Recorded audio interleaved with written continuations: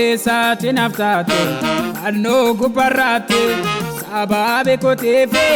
eessatti dhiphatte akka hin malleetti galfata keenyaadhoo garaan kun dhagaate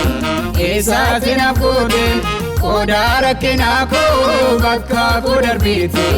ofii kee fudhatte galfata keenyaadhoo garaan kun dhagaate eessatti naaf goote Koda rakkina koo bakka koo darbiite ofii kee fudhatte.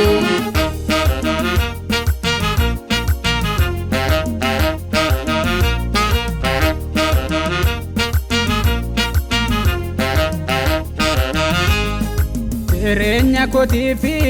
abdii koo kutadhe otoon bu'aa jiru sichee falan qabu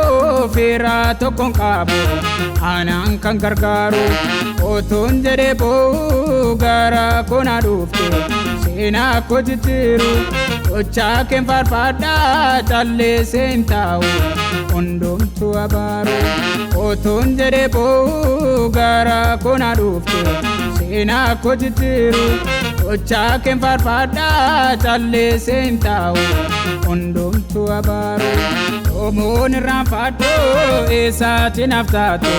fannoo gubbarraatti sababe koteefe eessatti dhiphatte akka hin malleetti galfata keenyaadhoo garaan kun dhagaate eessatti naaf goote Koda rakkina koo bakka koo darbiite ofii kee fudhatte galfata keenyaadhoo garaan kun dhagaate eessatti naaf goote Koda rakkina koo bakka koo darbiite ofii kee fudhatte.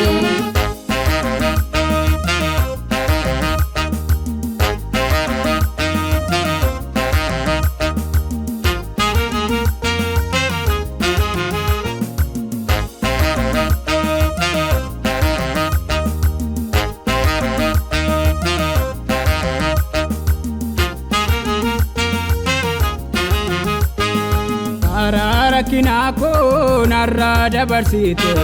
har'aas na dhaabde abdii koo kutadhee iddoon itti kufe dhufte harka koo qabde kan kee kun naaf addaa maqaa kee leellisa ol kaase weddisa kunis gaamiti amma dandeettii koo maqaa kee eebbisa kan kee kun naaf addaa maqaa kee leellisa ol kaase weddisa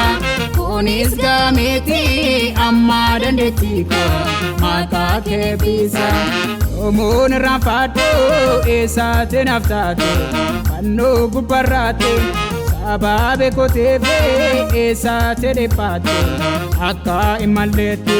galfata keenyaadhoo garaan kun dhagaate eessatti naaf goote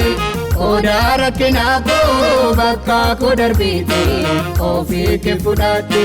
galfata keenyaadhoo garaan kun dhagaate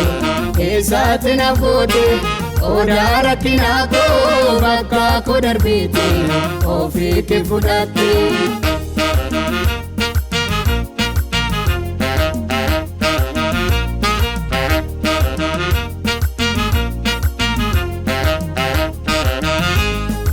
Jiraachuu kooteefe sababa kan taa'e gooftaa duukeeti silaa malaan godhaa otootiin handuune biyyoon na nyaatteetti har'aa garaan meetee nama du'a feegamu jireenya argadheera ankaara keen faayyee moo'ii naaf jiraadhe mootii bara bara har'aa garaan meetee nama du'a feegamu jireenya argadheera ankaara keen faayyee moo'ii naaf jiraadhe mootii bara bara dhoomoon irraanfadhoo eessatti naaf taate fannoo gubbarraatti sababe koteefe